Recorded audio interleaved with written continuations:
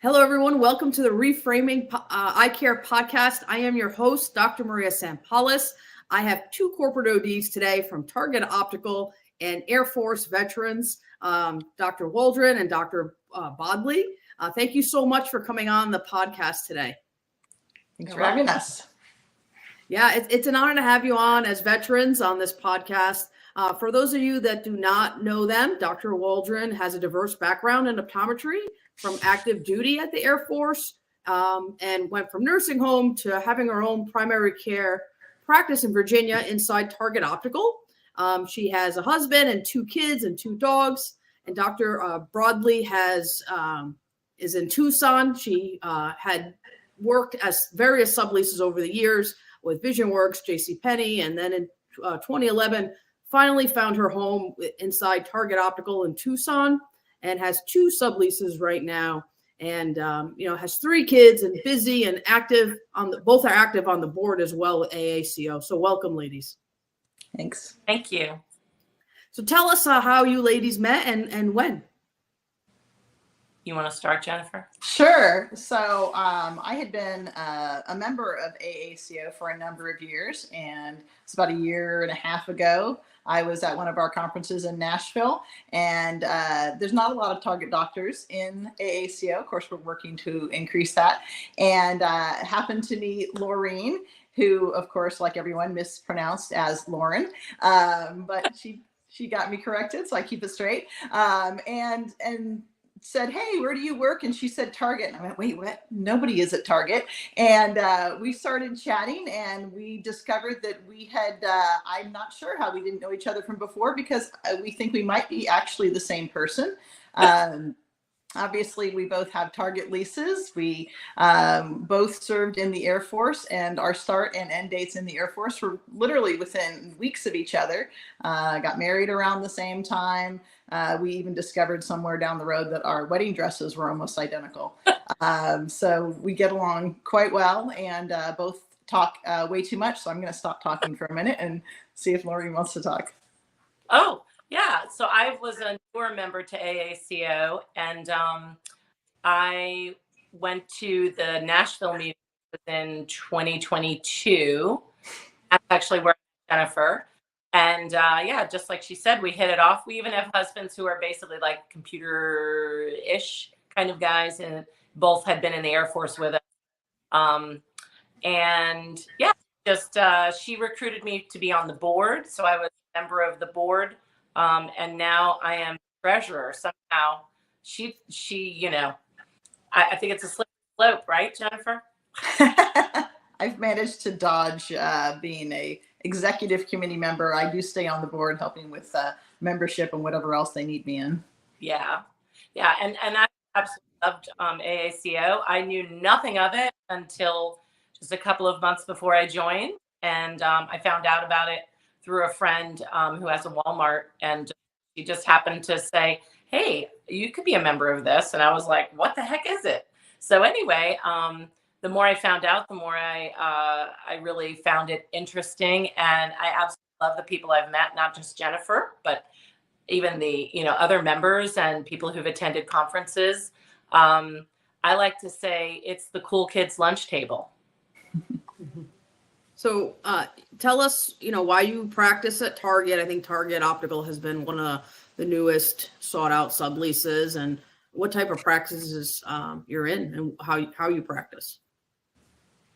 I'll let you start on this one, Laureen. So I am in a Target in Virginia, which is a double door state. So I have a separate entrance. There is Target Optical inside of Target. It's actually 476 steps from my front door. And so I have one exam room and just an open space in the front. So a total of 310 square feet that I like to say I kick the mess out of every day. And I'm originally from New York, and I lived in New York City in a little bitty studio apartment. So I'm used to small space. And I like to say it's also like an RV. But I do see patients pretty consistently, somewhere between 3 and 4 an hour. And I have 2 staff members that work with me every day and keep things moving smoothly. And I provide comprehensive care. You know, routine eye exams, vision exams. I do medical billing. I have, I do foreign body removal. The only thing I really don't do in my space right now is glaucoma management, and that's because I don't have room for an OCT. I just physically don't have the space. I would have to carry it on my back like a backpack. So I have not invested in one. I wish I had one, but it's okay. I have good relationships with referral sources, et cetera. And I, you know, definitely have glaucoma suspects that I kind of co-manage. And everything else I much can take care of in-house most of the time. And then referrals when necessary. So that's kind of, and I do a lot of contact lenses, of course. So anyway, Jennifer, what about you? So as you said, I have a Target in Tucson. I have 2 locations currently. My first one I started in 2011. It had actually opened about 6 months prior to me starting. So it was pretty slow. I worked there and then also worked part-time in another corporate office that was not my lease. Fortunately, over time, it got busier, and then they happened to build another Target Optical here in Tucson, making it 4 total. And I took that lease in 2016, and it's built up. And so now both offices are keeping pretty busy. I have a business partner who has 2 locations as well. And between us, we have about 10 associate doctors, including the 2 of us. So I guess 8 other associate doctors that work in our practices. We have Optos in all 4 of our locations. In one of my locations, I actually have the Monaco edition, which has the OCT. So I did not have to get the backpack edition of that, fortunately, because getting older and I think that would be uncomfortable. I do not currently do medical billing. That is one thing that I have had on my plate for a while to get done, but just has not done yet, because most of my staffing is actually done because it is a single door state here in Arizona. Most of my staff is the Target Optical staff. I do have one staff at each of my locations that helps with pre-testing and does my billing. But most of the appointments are actually scheduled through the Target Optical staff. So asking them to not only collect vision insurance information, but medical insurance information just right now isn't really feasible. But it's for sure on the to-do list. The nice thing, at least in having the Optos and the OCT, is at least being able to recognize more things and know when it's appropriate to make a referral versus when I can monitor it on my own, which is really great, because, you know, prior to that, I was just having to refer almost everything that looked even a little bit suspicious. Now it's a whole lot easier to be able to monitor. Can you give me some insight on what Target Optical provides for optometrists wanting to take a sublease? What equipment's provided, if it's EHR, things like that? And they might be a little different than maybe a Walmart or something like that for our listeners. Yeah, I don't know if it varies for 1 versus 2 door states. In my location, I was very fortunate because my 2 stores are the 2 newest of the 4 locations. Mine had all automated equipment as far as the automated phoropter, the Nikon Marco. I'm not sure who the official owner of it is. I think it's Marco. Set up. So that was really great. Everything just feeds automatically into the computer. Early on, I was on paper, but in 2016, end of 2016, early 2017, Target/Luxottica started including Revolution EHR as part of our sublease. So I've been using that. I've been really happy with it. It's not a perfect system, and none of them, of course, are perfect, but I've been really happy. It integrates very nicely with the Marco system. So it's really nice because I don't have to worry about, making any kind of typing errors. My autorefractor feeds into the Marco, my Marco feeds into the EHR, and then it makes the prescription. So as long as I refract properly, which I think I'm pretty good at doing at this point, everything goes through and I don't have to worry about making a transcription error, which I really, really love. The Optos, I pay for myself. I would imagine Laureen is the same. So any additional equipment that you have, you do pay for, but all of the basic stuff is part of the sublease, and which to me has been great. Yeah, I walk in, I see patients, I leave, and it's nice to just be in charge of the patient care, because that's really the reason I got into this, was for the patient care, not because I wanted any management experience. So I've been really happy with Target, which is why I've now been there for almost 12 years. Yeah, I heard a lot of doctors are happy with the setup and the volume and just being able to practice how they want. Tell us, like, for those that you guys employ doctors, I imagine, and maybe fill-in doctors as well. How does that look like, and how have you managed like more than one location? So it can have challenges sometimes. We've been really fortunate. Early on, we had, like I said, my business partner actually worked for me as an associate doctor for several years in my locations. And then two of the locations that had been held by another doctor, that doctor moved out to California. And so my partner, who at the time was just, again, one of my associate doctors, said, hey, I'm ready to take on a couple of leases myself. And so he took those two locations. And then shortly after, we had a pretty good relationship with the local VA hospital and had several of their residents filling in. And we happened to get their residency director for optometry as one of our associate doctors. And she was just a great resource for continuing to feed us in more residents, which we loved. And I feel a little braggy saying this, but we actually have gotten to the point now where we have had several doctors approach us to work for us. We've got a pretty good reputation in town. The reps tell us that the other doctors don't like us, which I think is a good thing. They're a little envious of our situation because there's a lot of vacant offices around, a lot of vacant corporate offices that are really looking for more doctors. And as I said before, we have about 10 of us altogether between our 4 locations. But I think we figured out a really great formula for keeping our doctors happy, for giving them good pay for what they do. And they seem to like to stay with us. And like I said, right now they're wanting to work more. And that gives me the ability to be off on a Monday, which is awesome. No, that's excellent. I mean, I think you have something to say for your leadership and you know, having these doctors work there. I think the equipment is good too. Doctors want equipment, latest state of the art. That's important. Yeah. How about you, Laureen? What about fill-in docs and things like that? So, let me go back a minute. I think my equipment, by the way, Jennifer, is pretty much the same as yours. I have the Mark 5100 automated phoropter, and then NIDEC that use a card to put the info in, all that. And then Revolution EHR, I absolutely love. My previous job, so I've been 7 years into my Target lease.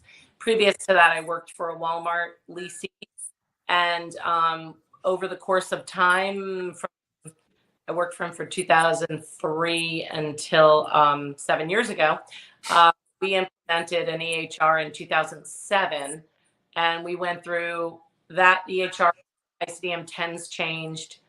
We had to switch, and we switched through like 3 different EHRs in like 6 months' time. And that's right around the time that I left. That's not the reason I wanted to.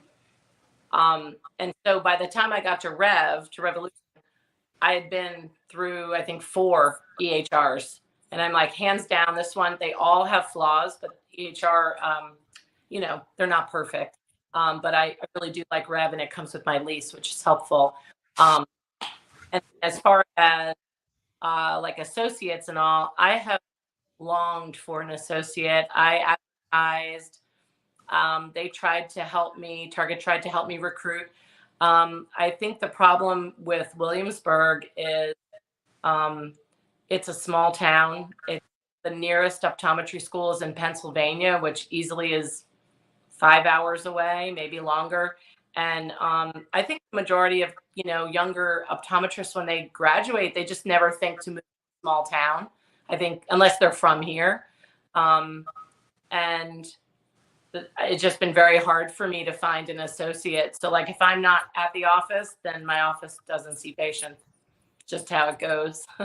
Yeah, that's a lot of optometrists right now. I think right now there's 2,000 corporate optometry job openings throughout the country. Wow. Just in corporate optometry. That's huge. And yeah, I mean, I faced the same thing in like Rhode Island. There's not a lot of optometrists. And, you know, you just have to be okay with, you know, just taking a day. You need to take care of yourself. And so you can go back and take care of your patients. Exactly. You know, Target's been pretty understanding with all that. You know, I definitely, with 2 kids and all, in a household, You just never know. And we're allowed to get sick. We're allowed to go on vacation. I mean, you just kind of got to get to your Zen moment and be like, no, I'm taking time off for me. That's just how life. So, I absolutely love what I do. I would do it for free, but I think my husband would have a huge problem with that. And I absolutely love my patients. I have patients that I've been seeing since I moved to Virginia after being active duty and all. I even have several retired Air Force who I started seeing them as an active duty optometrist at Langley Air Force Base, which is just up the road. And several of them, I still see them now. So it's kind of, I've seen these people for like 25.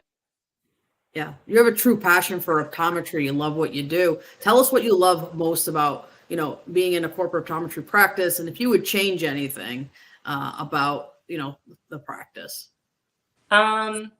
So I think what I love about it is the autonomy, especially in a double door state. I feel like I'm my own sort of boss and my own, I have a lot of control over my situation when it comes to care, when it comes to access, all of that.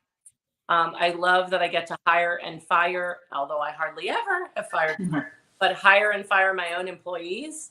I definitely think that's a leverage point.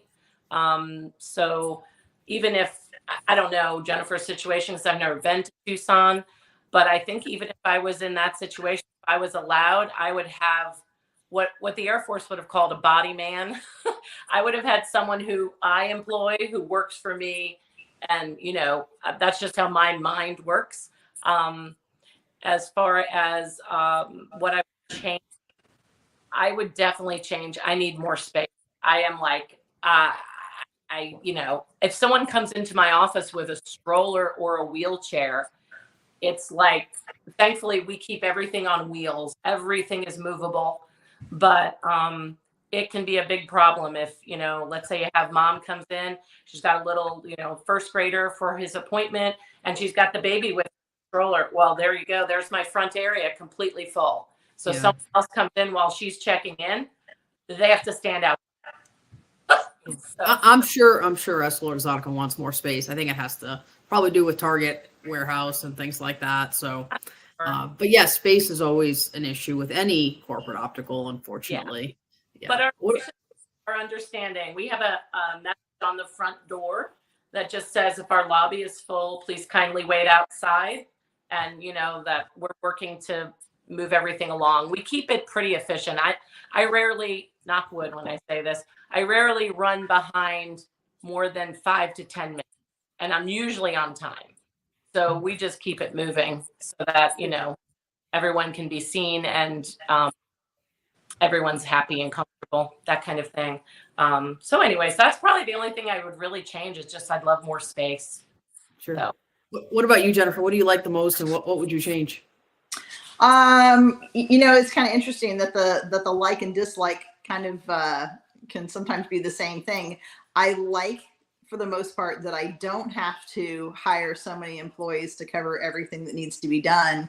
But that does mean that if there's something about what the employees of Target Optical are doing that I would like changed, I don't necessarily have a lot of say in that. I'm fortunate that the two managers at my locations, the two optical managers, are really great and really do take my opinion into play when they're doing things. But ultimately, I can't force the employees to change things. And sometimes there's ways that they'll explain a certain test, and I'm like, oh, I'd really like that explained a different way. And I can tell them, but if they don't do it that way, I don't really have a lot of control over it. Most of the time, that's not an issue. So sometimes that would be a little bit nicer, but like I said, it's nice that I have two employees, but if they have a day off, I still have somebody who's there that can pre-test. I still have somebody that's there. Whenever the store is open, the optical employees are there and they can answer the phone to schedule appointments and things like that, and dispense contacts and glasses and all of the things that they normally would do that doesn't require, any excess time or money from me. I do, like I said before, I do ultimately want to have the ability to have someone there full time who can work on getting medical information so that we can do more medical billing, because that really has been the biggest thing that I've wanted to implement that I haven't been able to do yet, because I do have to make sure that there's somebody who can clearly explain, this is what's going to get billed medically, this is what's going to get billed through your vision plan. And having multiple different employees that work for Target Optical and sometimes rotating between the various different locations makes it really difficult because not every doctor is going to take all the same plans when it comes to medical billing. So to try and get an employee who works at one of the other locations and filling in at my office and say, oh, no, when you're working here, Dr. Bodley can do that plan, but Dr. Patel cannot. So make sure you're keeping that clear. It can get really confusing. So that's right now probably my biggest thing that I hope to be able to change down the road. But otherwise, I'm really pretty darn happy there. It was the same when I got into the Air Force. I did not initially think I would like it. I just saw it as they were going to pay for my school, and that was great. But I actually really loved it, because getting out of optometry school, all I had to do was show up and see patients. I didn't even have to figure out what to wear in the morning, which was when you're first getting out of school, your priority really needs to be, how do I see patients, effectively, efficiently? And that's all I had to do. I didn't have to worry about scheduling. I didn't have to worry about equipment. I didn't have to do any of that. I just had to show up. And I feel like in the corporate setting, it's a similar type of thing. It can be more involved if you want to make more decisions in your practice, you certainly can. If you want to ultimately have more than one lease or associate doctors, you can. But if you just want to walk in the door and see the patients that are scheduled and walk out the door, you have that ability. And for me, that's great. I've never had a desire to have a private practice. I have no problems with private practice, obviously. But I think it's sometimes the perception of others that corporate optometrists are doing this because, the dream is private practice, but somehow we'll settle for corporate. And for me, that's not the dream. For me, the dream is to come in, to work, to see my patients. I, like Laureen, love what I do. I would not do it for free. I don't love it that much. Maybe some days to get out of the house I might, but my kids are getting older. They're not home all the time, so it's not so bad being home. But I really love what I do, but that's what I want to do, is I want to see patients. I don't want to worry about frame sales or glasses or vendors or, if a piece of equipment breaks down. I don't want to be a part of any of that. I want to come in. I want to see my patients. I want to go home. And I love that I can do that. Yeah, that's well said. One of the things that comes up a lot in corporate optometry, in the industry, in the group, Facebook group, is technology. Technology is important in growing our practices, retaining patients, medical models, just reimbursement, things like that. We touched a little bit upon this, but you have the technology in your practice.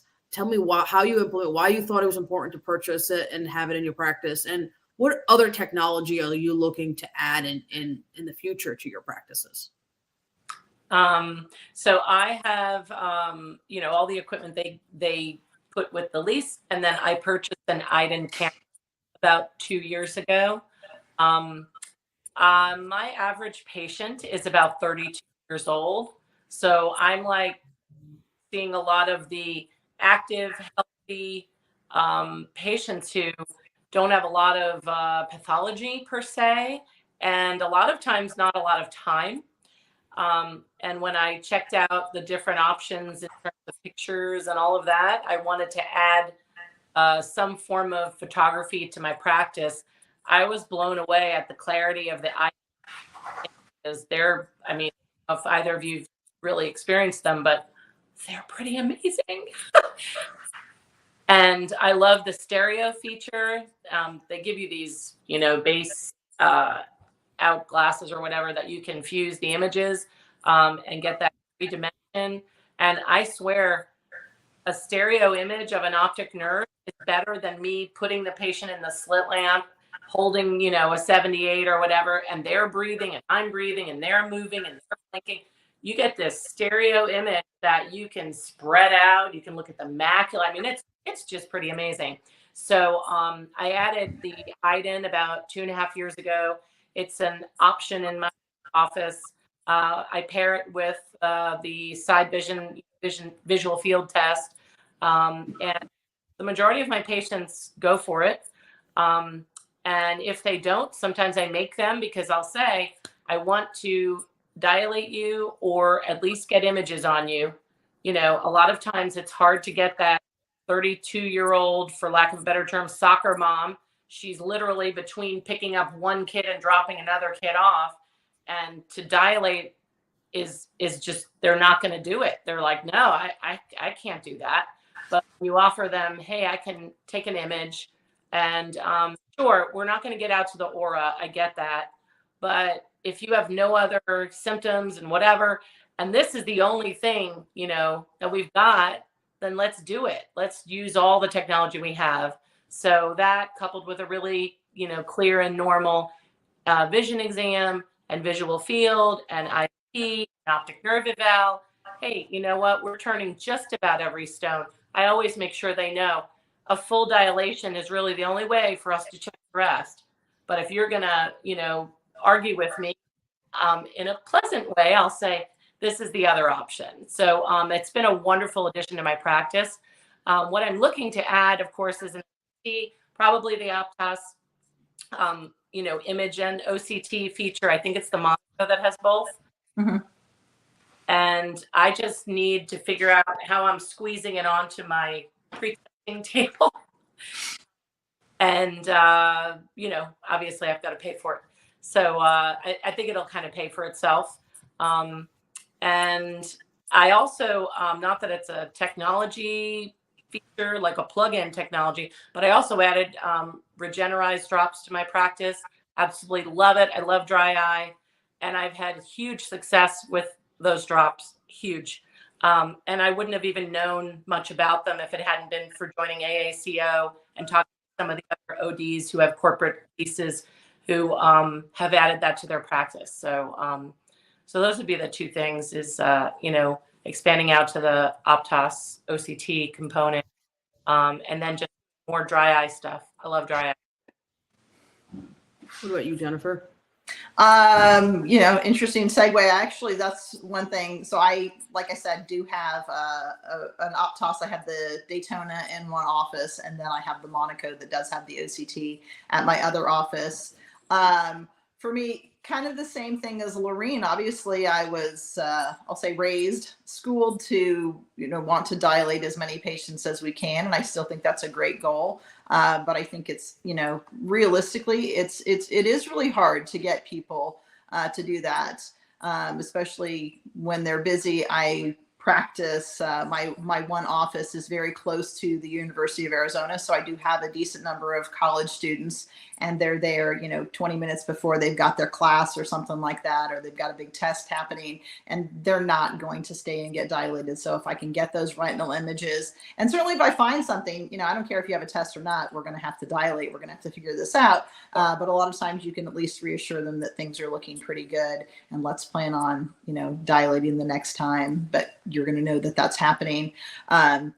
And again, having the OCT on there has been really, really great, because you'd have enough things where you look and you're like, oh, that macula is looking a little funny. Do I need to send you to the retina specialist? And you can get that OCT and say, oh, no, that's, you know, that's something that we can just monitor here, which is really great. I think it not only is helpful clinically, but I think it's really great for patients to see that, especially again in a corporate setting. I think that perception is that we're not the, you know, the real doctors, and they can come in. And I've had a lot of patients say, wow, this is the most thorough exam that I've had. And I was going to, you know, a private practice for years or something like that. And not to badmouth private practice, they obviously have the ability to be amazing as well. But I really like that we have that option.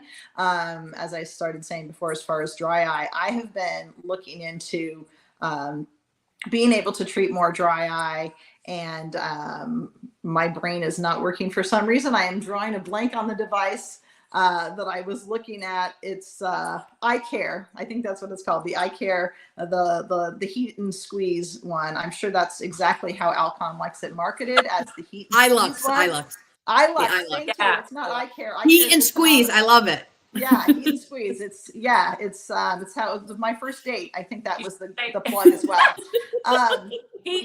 Maybe not.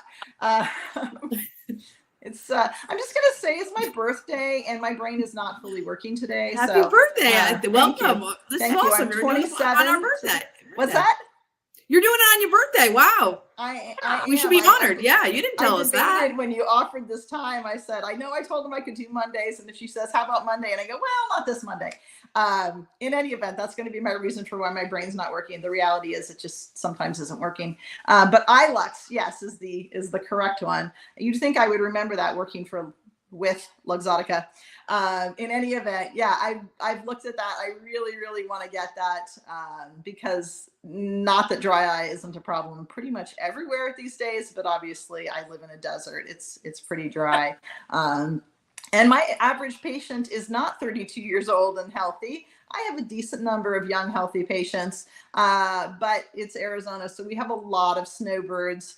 So it's not unusual for me to start my day and look at my schedule and to see 60, 65, 70, 72, 68, 59, 85 as my ages as I go down my schedule. So certainly plenty of opportunity to do some heating and some squeezing of some eyelids as soon as I can get that on board. Williamsburg has a lot of retirees too. I like to say we're the home of the super ager because I have my elderly population.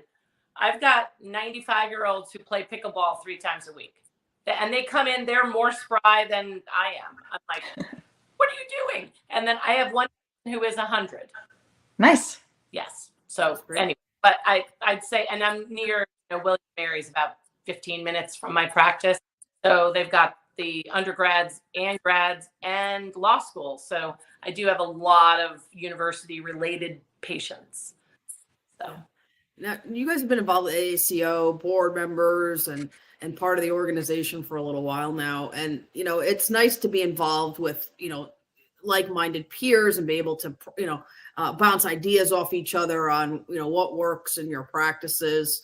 And so give us a little bit about, how that has helped your practice and how it's added value to you as an optometrist, being involved with like-minded ODs and in an organization like this.